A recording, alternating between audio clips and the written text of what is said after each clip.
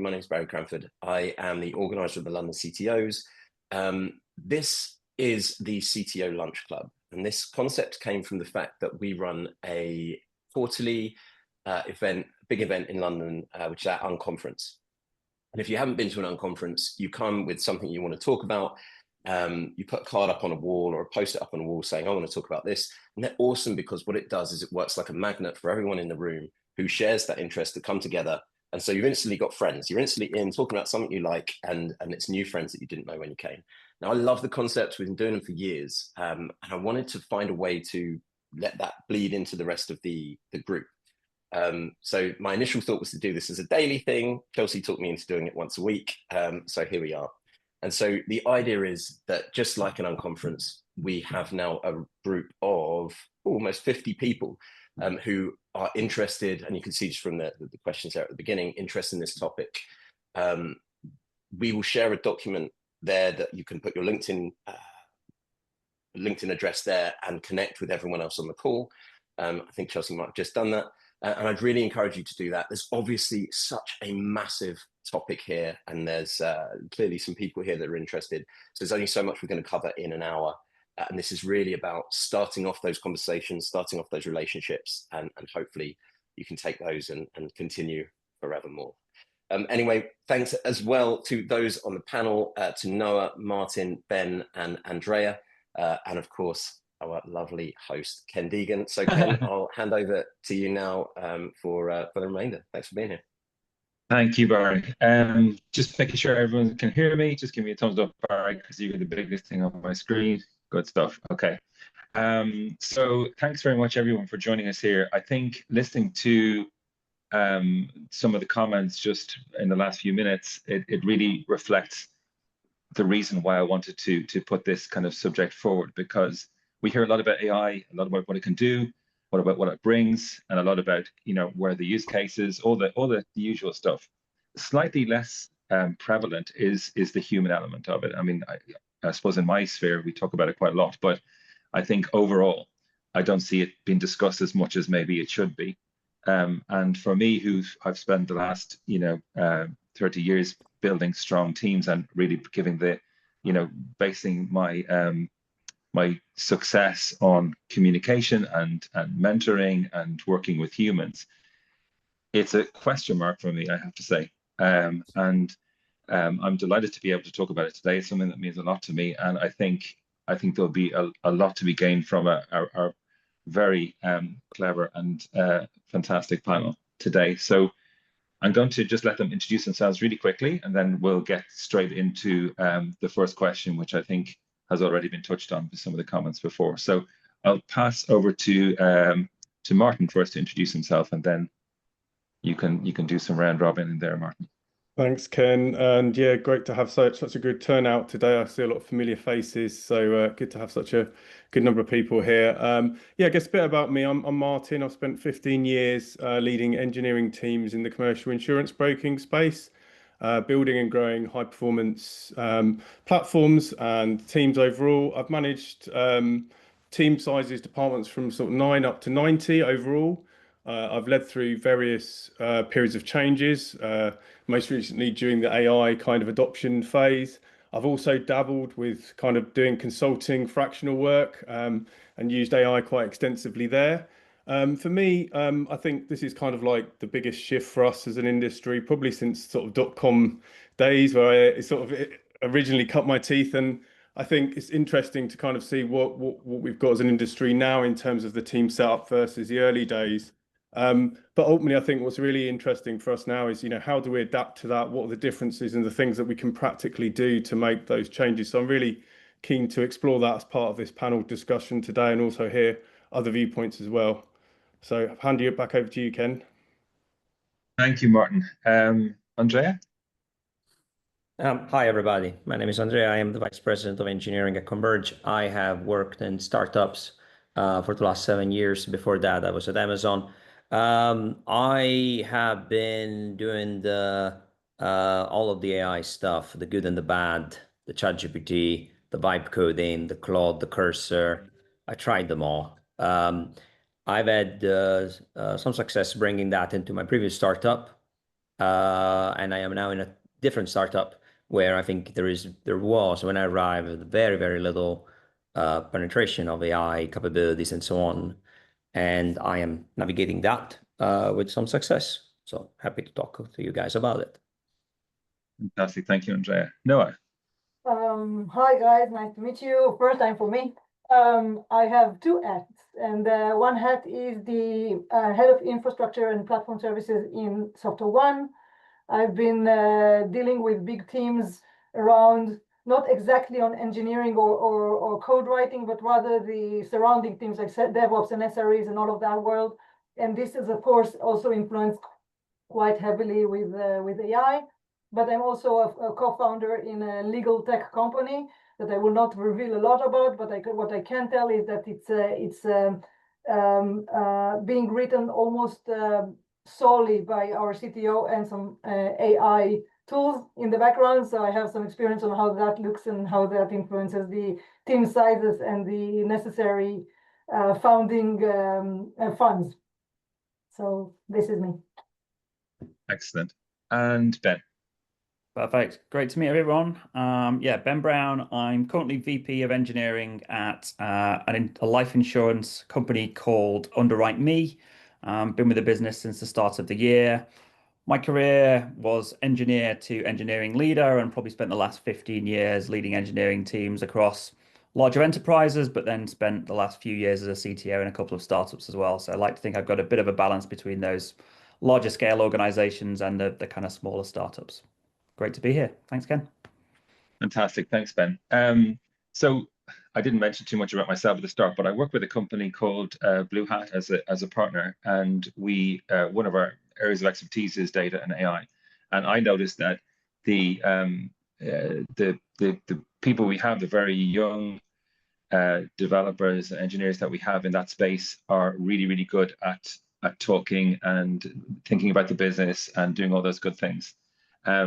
And that is a theme that I think will kind of pop out today when we're talking about what happens to junior developers and graduates in this new world. So, but for the first question, throwing it out there, are we moving towards, you know, a hybrid agent augmented type team? And if so, what does a high performing team look like in this new world?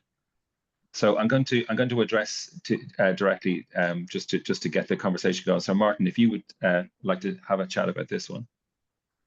Yeah, I think what we're looking towards is actually a much smaller, nimbler team where they have codified, and when I mean codified or agentified, a lot of the ways of working into the environment that they work in. So if that's a Claude code or a Codex or whatever, and we're not just talking engineering here, we're talking that whole end-to-end delivery cycle. So we're compressing down that into that whole development and value creation cycle, if you will, into this much smaller space. And I think what we're also doing is baking in a lot more real-time governance as a result, certainly in regulated industries. So what I see from that is much more teams moving faster, with a much more oversight, perhaps from senior members dipping in as and when needed to make sure that, you know, that we are building systems that are creating not just value but maintainable software over time. Because I think we'll maybe get into it. You can obviously vibe code, but when you look under the cover, under the hood, you can see what it's created. So I think the teams we're seeing is much more focused on product engineering specifically. And I think the breadth and depth of understanding of engineers or the team needs to expand to make sure they understand sort of the AI fundamentals, context engineering, how to set up these kind of self-reinforcing learning loops that are going to constantly adapt. And this is a movable feast at the moment, I would say. You know, it's changing week by week in terms of what's happening, but certainly what I'm seeing and hearing is much smaller teams generally. Not all of the teams there, but that kind of view of experimentation and moving fast is kind of the way that I'm seeing it, with the appropriate guardrails. Really interesting. Yuan, what does the rest of the panel think around that? What's your experience in terms of this size of teams? You know, are these kind of agentic workflows and ways of working going to result in a smaller team, or have you seen that happen in your organizations? Maybe yeah. Go now. So generally speaking, I think yes. First of all, it's going to be smaller teams, but I also think that they're going to change completely the way that they're working on the physical aspect. And from that, I mean, I think that it's going to be very important for those people to sit next to one another, shoulder to shoulder, and to have an immediate interaction with one another, to make sure that we're writing code correctly, that we're implementing what we expect.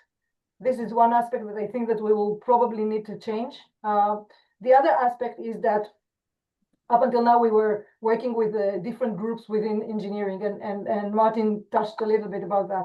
I think that the main thing is that every developer will be needing to understand the product much better, which means that the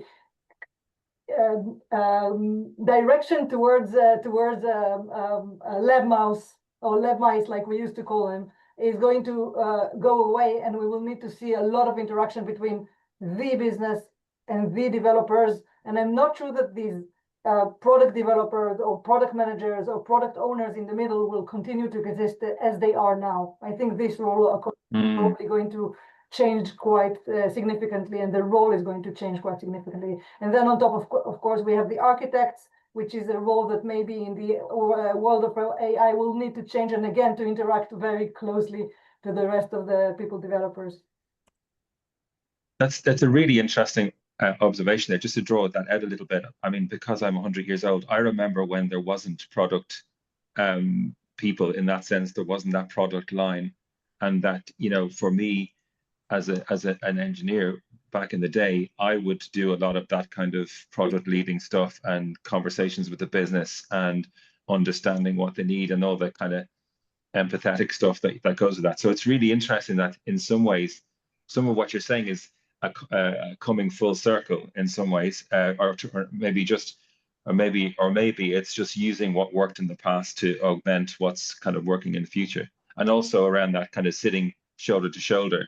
Since post-pandemic, a lot of teams have been very diffuse and fragmented. Maybe this will bring them together in a different way. I suppose is something that I'm hearing there.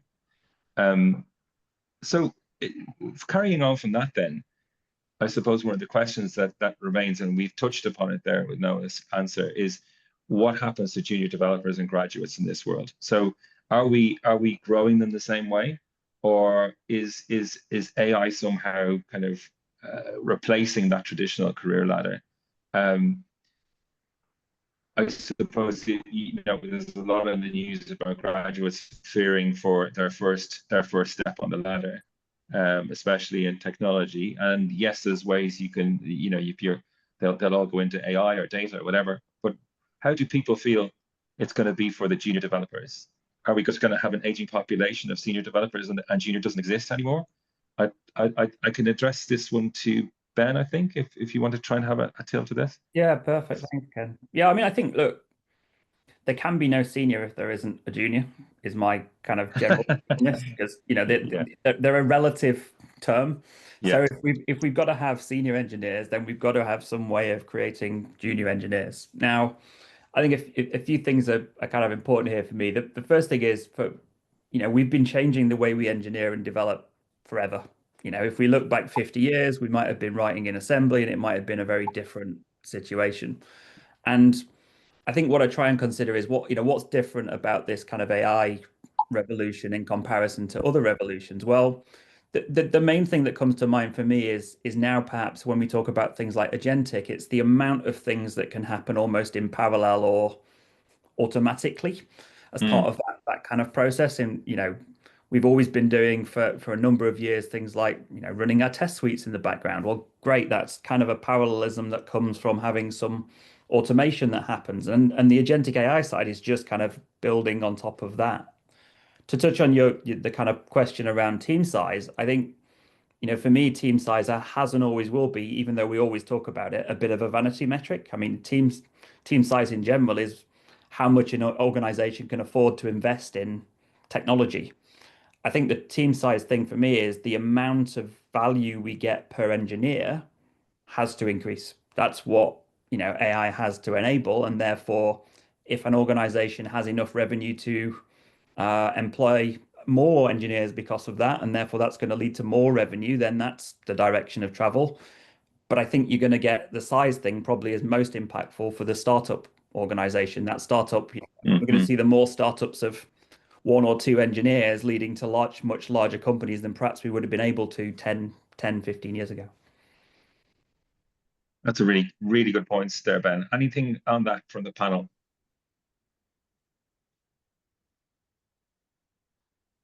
I think just from me, we said about Ben says no junior, no senior without a junior, which is very true. And I think it's for me, it's what does and I totally agree with the value point, right? In terms of what's our, for us, this is an amplifier. It's a great time for us actually, despite all the uncertainty, to really deliver value for the business. I think if we look at those entering the markets, are we talking about an evolution of a junior engineer role? Or are we talking about a new route in entirely? Because again, we can update that role description and bring in things like agentic system architecture, context integration, governance ethics. How much do we see that evolving as a standpoint for juniors coming in, or do we still augment the teams and have someone across those teams in order to kind of facilitate that kind of thinking? I think is the interesting point from us, because there's plenty of smart juniors coming into the industry, loads of them, right? It's just that what they thought they were coming into is slightly different than perhaps what they originally thought when they were first going, say, into the degree, or first thought about coming into a company specializing in this. So I think I guess maybe I'm taking it a slightly different direction, but I think this has come up time and time again, and I feel like we as kind of engineering leaders have a lot of responsibility in this to try and help shape and give direction to this future generation who are sometimes struggling to navigate. And I know that's hard because we're still navigating this space. But I don't know if I've answered your question. I'll go back to you. I think there is no answer to this question. It's something that will kind of evolve over time. But I suppose when I look at recruiting companies and advertisements for AI, they don't really care what age you like. They don't care how young you are, as long as you've got the relevant experience. And in some ways, it's probably easier for someone relatively young to have that kind of in-depth experience with coding AI and coming up through it and living and breathing it. And I think Ben's point is really good about the relative terms of senior and junior. I wonder, will we go back to the old ancient idea of everyone's just a developer from the old agile structures, or how will that work? I mean, the thing is, nobody knows the answer, and as you pointed out earlier on, Martin, things change by the week. It's absolutely not as set in stone. The certainty is non-existent. So it is an interesting one. But on the subject of, I suppose, what we've spoken about, I spoke about business empathy, etc. What happens to the human edge if AI can generate the code? I know this is it's a Trojan horse kind of statement, but Andrea, I'd love to know what you think about this. So, what is the human edge if we can just get whatever cursor or whatever to generate, or ChatGPT to generate our code for us, whatever we want to use? What's the human element from that? I think depends on the level. So I think if you're a junior and you have the right curiosity, you can really become more proficient really quickly, and you can make yourself able and capable and valuable in the organization, even in parts where you weren't able before. But you need to have a solid partner on the other side and the pull request and being like, ability to do that. I think if you're a junior where you really don't know where to put your hands, I think AI can be like, a limiting factor. It will get you from A to B. It will never get you to C, D, E.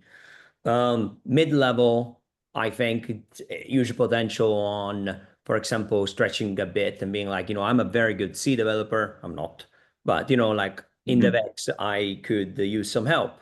Like maybe AI can help me develop a bit of capability there, and then I merge that with my ability of understanding how deployments are done on embedded device. Ta-da! We come up with a beautiful release pipeline. You know, like last week, I cut down the release time from, this is a real thing, from 13 minutes per build down to 5.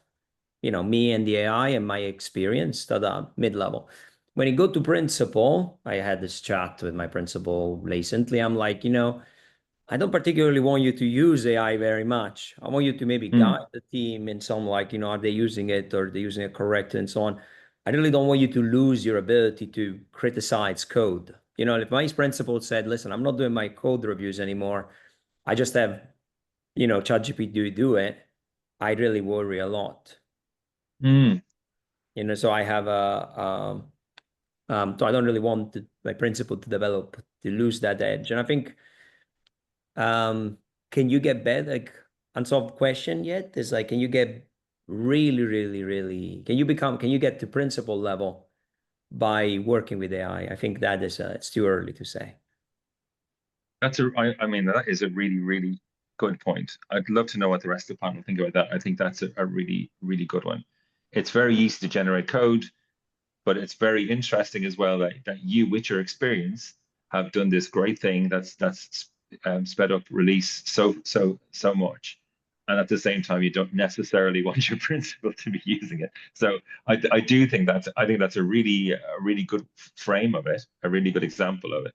What do the rest of the panel think about that? I think the definition of principle is going to change over time, and I think there's no doubt about that. Because the definition of where we as human beings is kind of changing.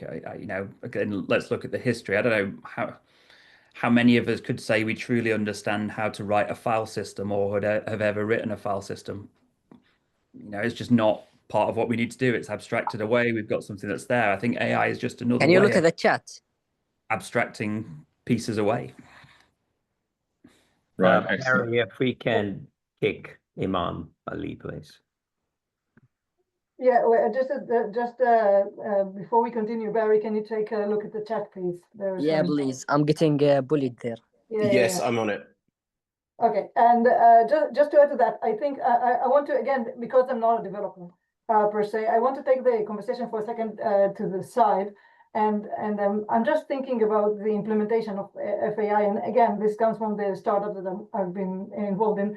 A lot of the times, it's the code is there, even the architecture is done correctly in the beginning, but when you implement that, you find out that the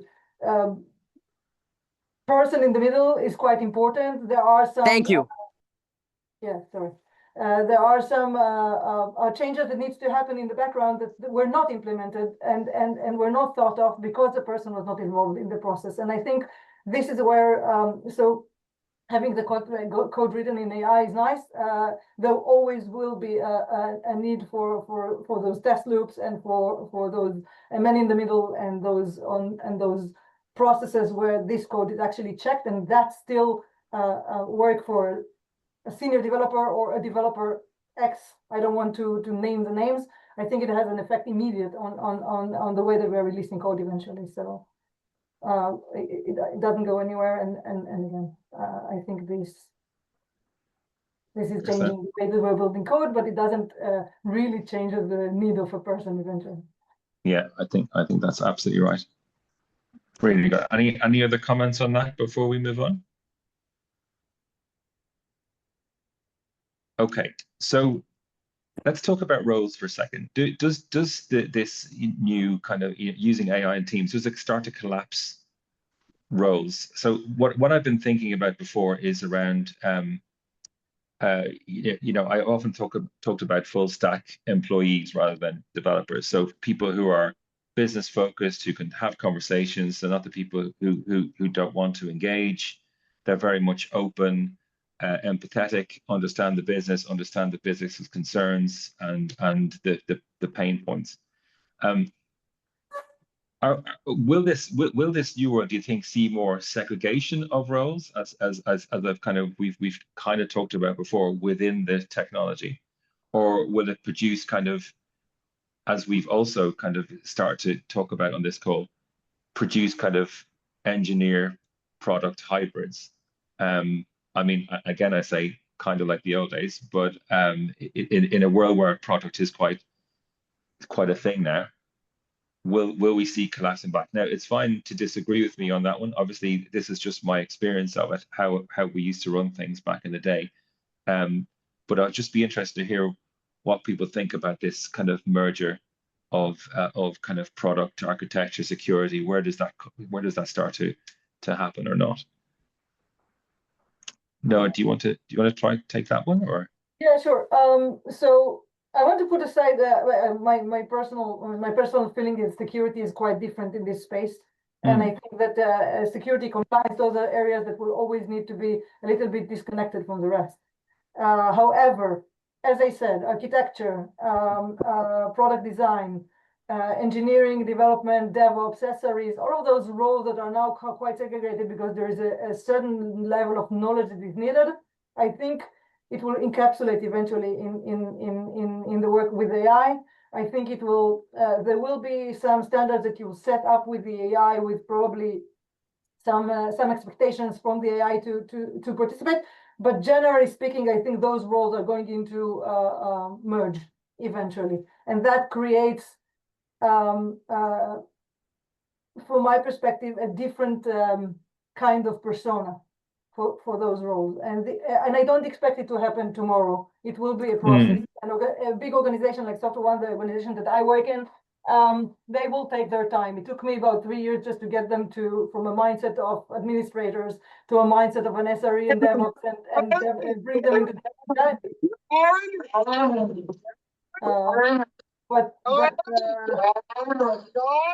Sorry. Wow. And the organization will probably be the one that will take more time to develop and to adapt to new technologies, but it will happen. An organization that will not take it into consideration will be in a problem from my perspective. Yeah, couldn't agree more. Couldn't agree more. Rest of the panel, any thoughts on that one?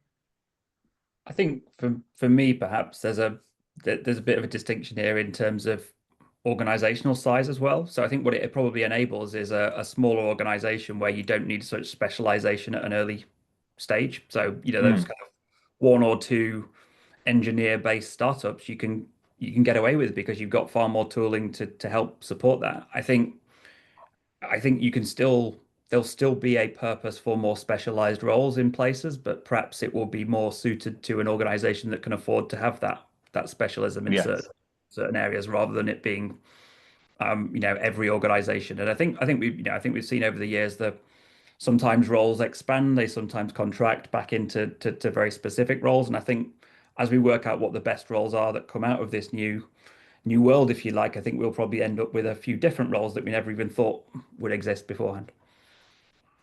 Yeah, I think that's a really good point. That when I was learning to be an engineer, the path was fairly simple. It was straightforward. You're a trainee developer. You're a developer. You're a systems analyst. You broaden out until eventually you find where you're kind of happiest if you're lucky. So it is an interesting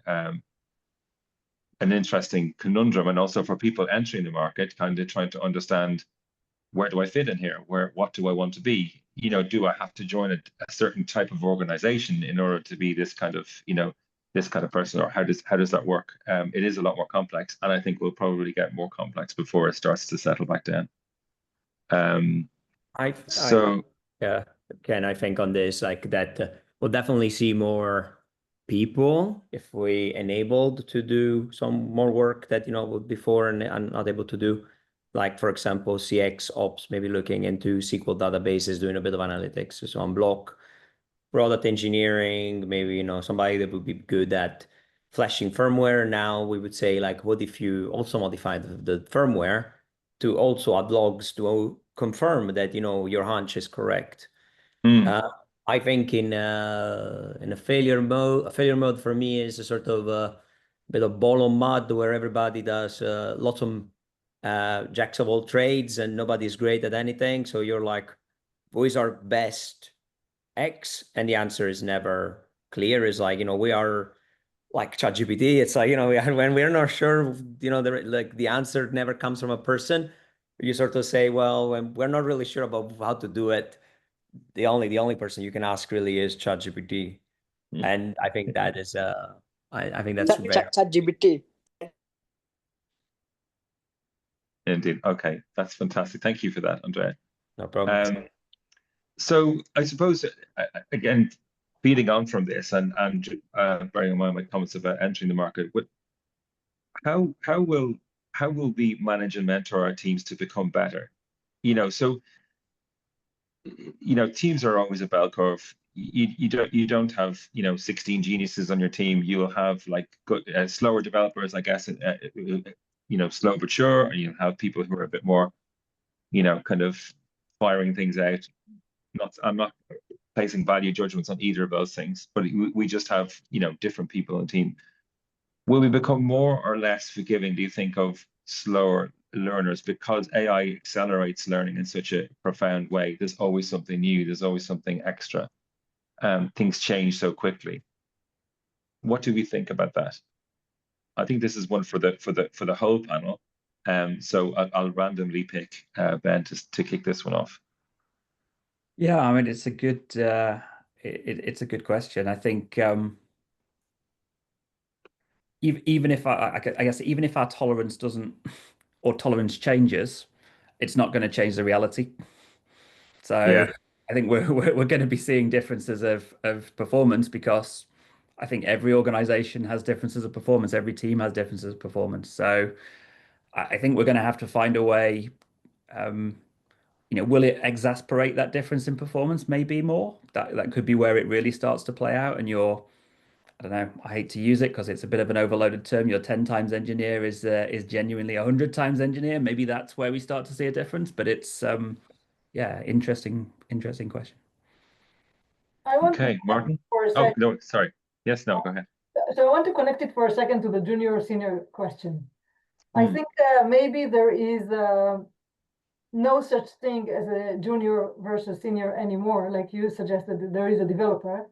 But what I think will be the edge for good engineering will be the ability to adapt quite fast to the way that things are done, and to become an AI adopter or early adopter or early stage user for all sorts of capabilities will become the main capacity that you're looking, main trait that you're looking for in a new employee or a new developer, even if he's a very, very, very new to development.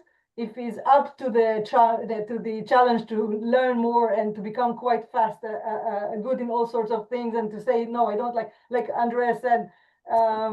I tried this, I tried that. This is, for me, from my perspective, is the most important trait in a person that I work with in any given profession.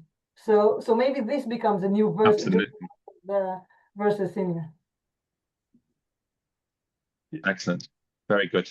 Any other comments? Yes, I think for me, it's making sure that, curiosity is at the heart of everything that you're doing, and that is championed within the organization, and that the rest of the engineering team have that safe space to level up and know that that is absolutely crucial. I mean, we all got into engineering because we're excited by the tech side of things, and you constantly have to level it up. It's just that now the pace of that has gone even faster for most of us, and it's difficult to keep up. So having the time and space to learn, but then also take that back to the wider engineering team such that anyone can benefit and essentially aggregate that learning back, such that then the team can take advantage of any kind of the latest tech. Certainly I was listening to a podcast recently, it's a really good one with Teresa Torres and Trainline, and they managed to put together a chatbot in like 3 months.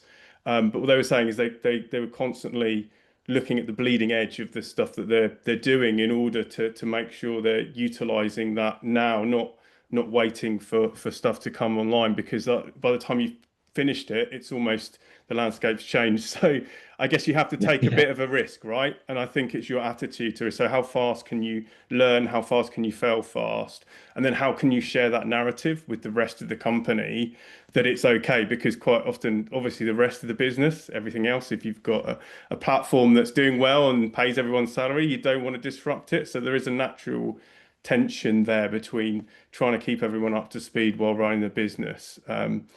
So yeah, I think it's that learning and showcasing, what the art of the possible is to the business and the rest of your team.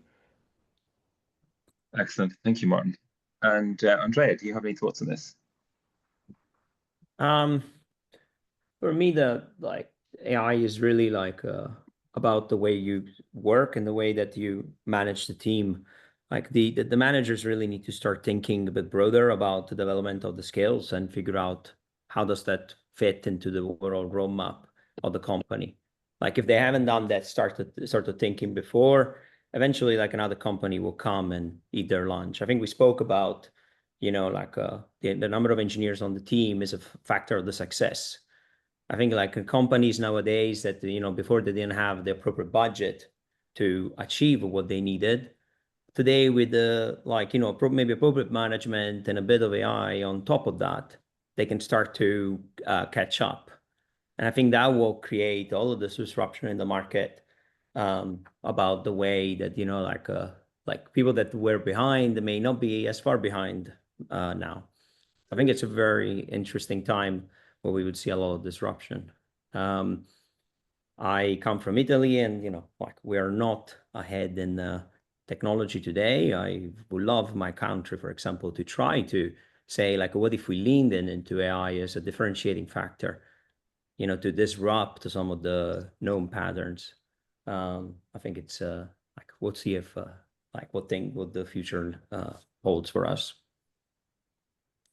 Fantastic. Thanks, Andrea. I mean, I kind of what I'm hearing here as well is that we, as I suppose, leaders need to kind of create the safe spaces for these things to happen as well, to be able to give the support to our engineers and to allow them to fail fast, give them that kind of latitude, because if you're in we're in a very accelerated environment, it's really important that there's this element of safety. We've been talking a lot about guardrails for businesses, but also we need them for our teams to make sure that they can learn as quickly as possible and adopt these technologies, but also feel like they're allowed to get things wrong, because we all will with this, because it's so new.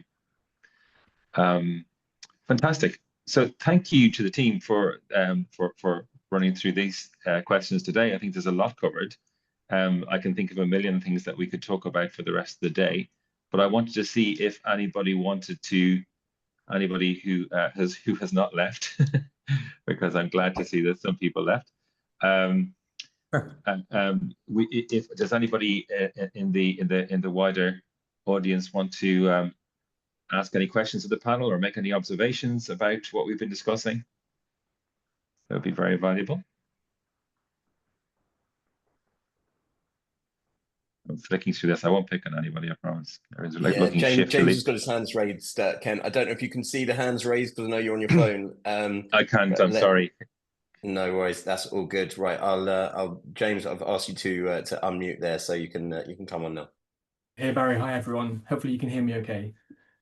Hi James. It's a bit of an out there question. Maybe kind of thinking about the future, because we're talking a lot about how we're all kind of augmented with these language models today. We have chatbots and web applications and various other bits we can do privately. And it feels like there's maybe a transition where, when we start talking about teams, maybe the language models have some way of interacting with teams. Maybe they're in our meetings. Maybe they're reminding us of stuff and surfacing, I don't know, maybe it's just chat messages in Zoom. Maybe at some point in the future, it's videos that we're interacting with. Have you spent time thinking about what this future might look like when these language models are maybe more integrated into our everyday working patterns, where they're maybe having those conversations and not just privately contributing to the emails? And what effect do you think that might have if you imagine maybe there is a virtual QA engineer that you can deploy into your team at the press of a button for $5,000 a month from some American corporation, whatever that future might be? How would you talk to that entity? Would you be polite to it in a meeting? It's a very interesting kind of thing to think about, like how these technologies might take over and how they might have an effect on our everyday working life. So I'd love to hear from the panel what their thoughts are, what they can maybe imagine that future might look like, and how they feel about it. Thanks for that, James. Does anybody want to take James's question and run with it? I mean, the first thing that came to mind was that I'm sure there'll be an us and them style approach, because there always seems to be in those situations. So I think we're going to, there'll be the blame the bot style piece that would probably crop up. But yeah, it seems like a world that's hard to imagine, because I don't think that's one of the changes we've never been through as a society, with these virtual agents. I'd like to think human beings would treat them well, but then I think we've seen enough of the sci-fi films out there to tell us that. Yeah. Yeah. Well, being polite can just waste energy, doesn't it? So, we have to think of the environment as well. Sorry, Andre. No, go ahead. I was saying I'll definitely be polite to it. And I think it will definitely get there. I am like, willing or not, in a way. I'm not saying that is good for society. I do think that in a way, like, technology today is a prototypal version of AI, like, what is when I go and write my code on GitHub and put my blood and sweat there, and somebody else comes and clones it and gets this little open source thing, not else that, a little bit of myself in a box. I think the question is like, when I can clone myself and maybe send a clone of myself to meetings, and then maybe I'm not necessary anymore. What does that mean for society? That is a big question. I think that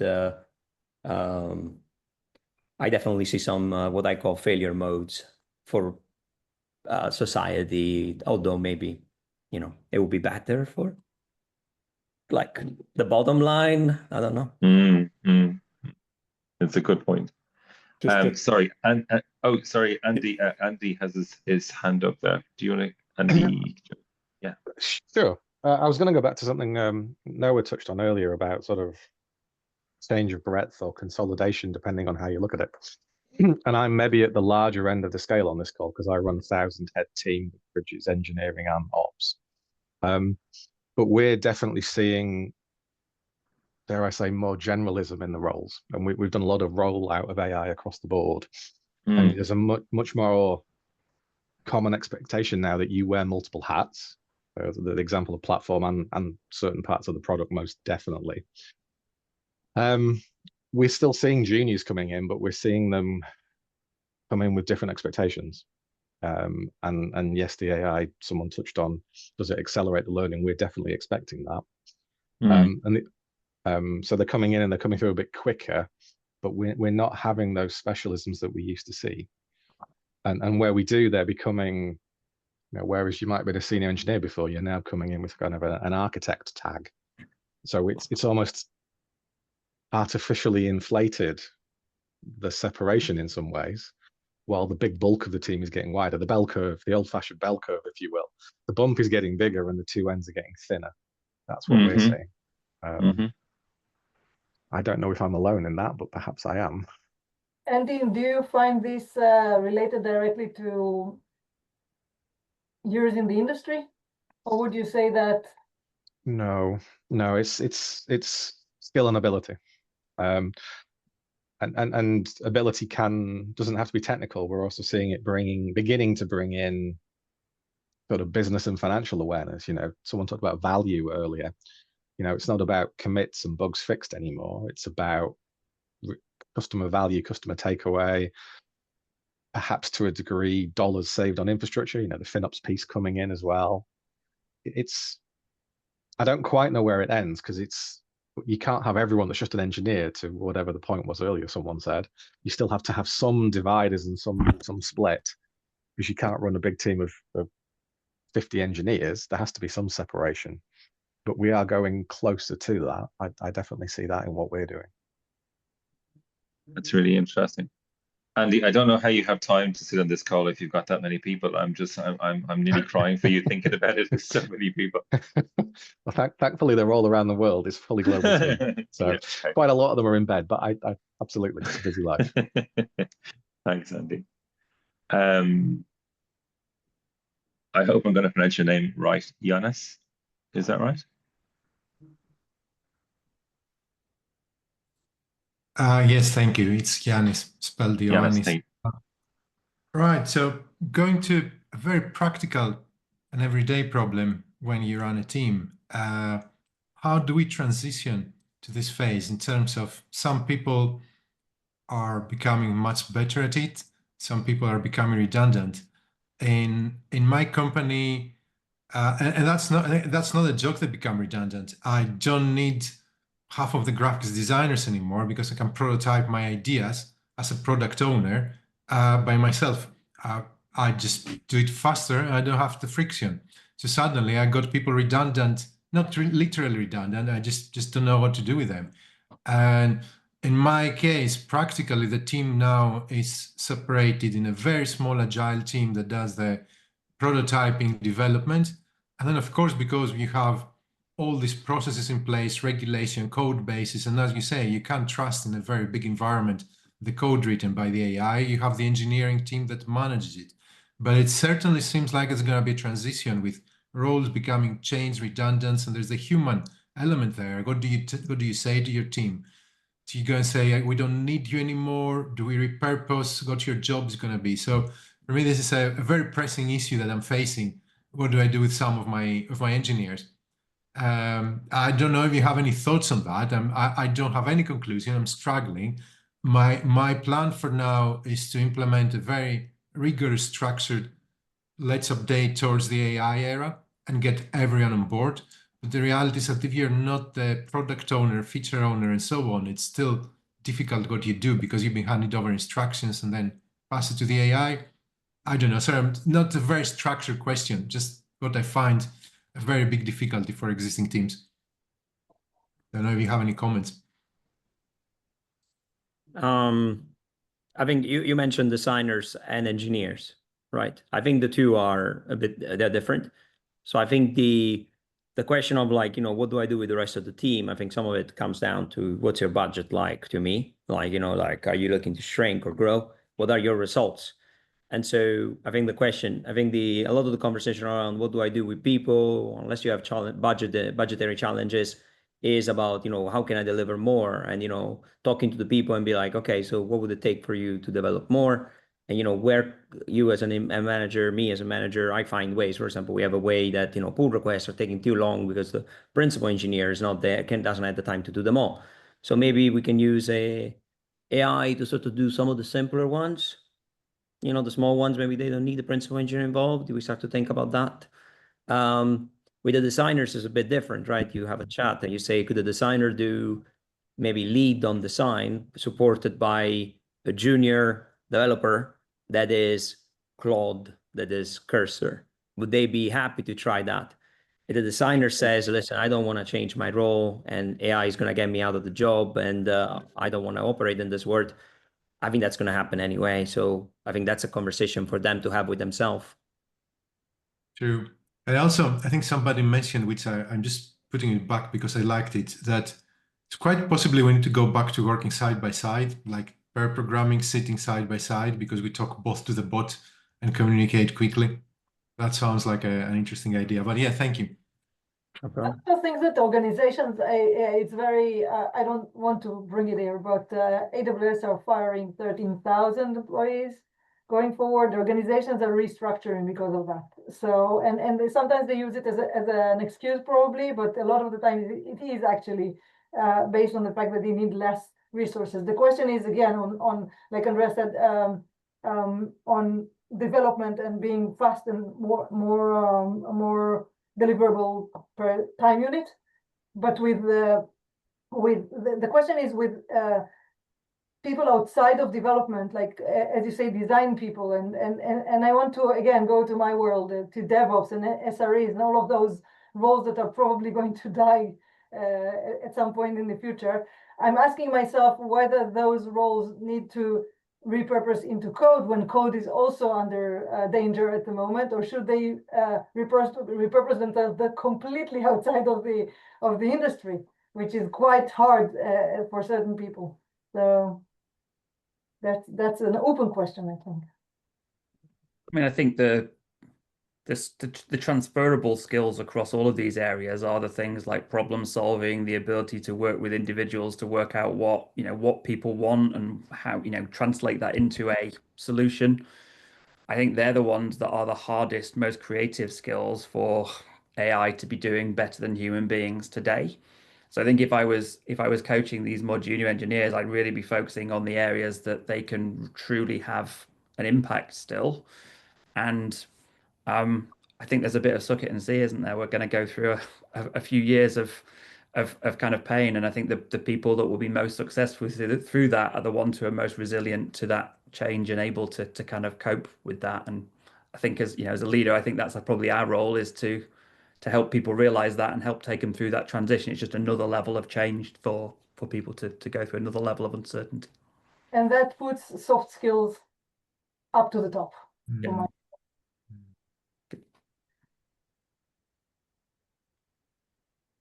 All right. Ken, we've got 2 questions. I think you're on mute, mate. Is it me next, or? Yeah, go on. Okay, there we go. Sorry about that. I wasn't allowed to unmute. Don't you know who I am? I wasn't allowed to unmute this there. Sorry about that. Can I just say before we go on, I couldn't agree more with Ben's comments there. I do think that as leaders, it is incumbent upon us to create those spaces, guide people through it, and I do believe that that it's about the transferable skills. Absolutely, that the best engineers I've ever worked with are the ones who can hold a conversation, go and talk to the business. You can stick them in a meeting, and you don't have to kind of put them in behind bars or whatever. So really good points there. Sorry, who was next? Was it Danny? Were you about to make? Danny. Yeah, hi Danny. How are you doing? Hi, just want to ask a quick question about, it's again, obviously related to a lot of things people talk about, but really about workflow and transitioning the workflow. At the moment, I've got team members using AI individually, and I use, sometimes I work with them, I use the AI to help me solve the problems that I'm given on my team. And then a bit like Noah's co-founder with his legal team, I've got my own kind of side project, and I have my own AI team. And the way I work in those two scenarios is completely different, really. And using AI, I've been using kind of a spec-driven development, for example, with my own project, incredibly effective. And I'm being able to apply my years of experience to build from top down, from steering documents, and then in each of those kind of levels, and product ideation, and then technical from design, and then specifying features and building it into tasks and everything. And that's the most effective way I found to enable AI to build code. I don't know how I can possibly do, if you like, scale that process, that productivity process, with my teams in their current traditional roles. I don't know how I don't know how one becomes the other, but I'm pretty sure that those really kind of significant increases in productivity are going to come about to us being able to collectively apply those kinds of processes. And right now, as I said, I've got team members using AI, and I've got an AI team. And I don't know how I merge those two things together to achieve what I think AI can ultimately get, where it can ultimately get us to. Any thoughts on? I mean, eventually, if you and your AI team get to production and launch, eventually you'll have to put them on call and customer support, and have them debug. I imagine that at that point you'll probably want to bring in other people. So I think that's almost like I see it. Like if you want to go fast, you go alone. If you want to go far, you go together. I think maybe it's the size of that together, how large that is. Yeah, that's a good point, Andre. I think fantastic. Thank you. To add to that, I think is thinking about what's the hypothesis, what's the experiments you can run with your team to test out this in terms of some of the challenge statements, and how you perhaps can put those two teams together to solve a problem, to learn and see what the outcomes were, to think about what that new team and ask them to present back. So literally how you're telling us, and see how they might work towards that, because then they have a vested interest, hopefully. And they'll get to see what's the new ways of working. They're helping to shape this, right? This is still new stuff for a lot of people, and they're helping to shape that. And I think if you think there's value to be there, then hopefully they will be. I wouldn't, but I'll just keep picking away at it and running different experiments, but measuring, what's working successfully and what's not would be my approach. That sounds very sensible. Good. I think Martin, was next. I think we had Akbar next, Ken. Just in sorry, the order. sorry. But we are closing in on time, so maybe a very quick question if that's okay.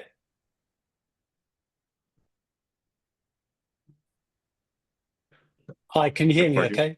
Yes, you hear. Yeah, cheers. Yeah, okay, so I'll try and make it brief then. Maybe this is just following on the earlier comment about failure modes, and I was wondering whether perhaps a thought that using these sort of tooling and technology starts to change the relationship that the team has with what is built, the source code, the structure, the architecture, and the potential failure mode is dealing with, say, live systems that start to misbehave, whether that makes it harder for the team because they're a little bit alienated from what's been built and are less able to troubleshoot, which I often see as the real mark of expertise from people in the team. Most senior people, when you're in trouble, you need those people to understand how systems work in production.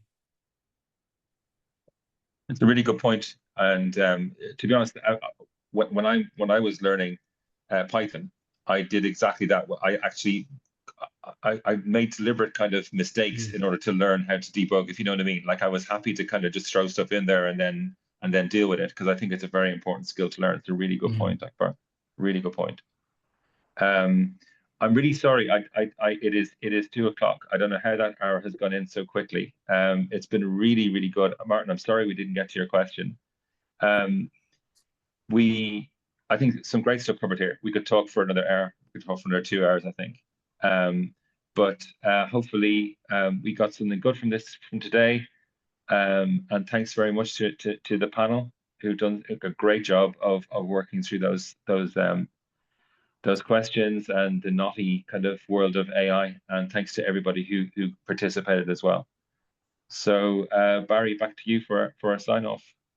Yeah, thanks for that, Ken, and apologies for the halftime entertainment, which we had. I missed it at first, and then one after another, people were joining. So you might have seen me sweating, trying to bat them away. I've certainly learned about host tools for Zoom. So if anyone wants to know more about how to deal with this, then let me know. But apologies on my part. It's the first time that's happened in 5 years, and thankfully, hopefully it was nothing more than a little entertaining for everyone. But yes, thanks again, Ken. Thank you so much for answering the call to host one of these. Ben, Pleasure. Noah, Martin, and Andrea, thanks for sharing. I'm going to have to watch it again to actually listen, because I'm so bloody stressed trying to figure out all these things to cancel and stuff and mute the wrong people and all that. But yeah, thanks for being here. We do this every Friday. If anyone wants to host, if anyone wants to be on the panel, please let me know. We're always looking for new people and new ideas. So thanks again, everyone, and we'll see you next time.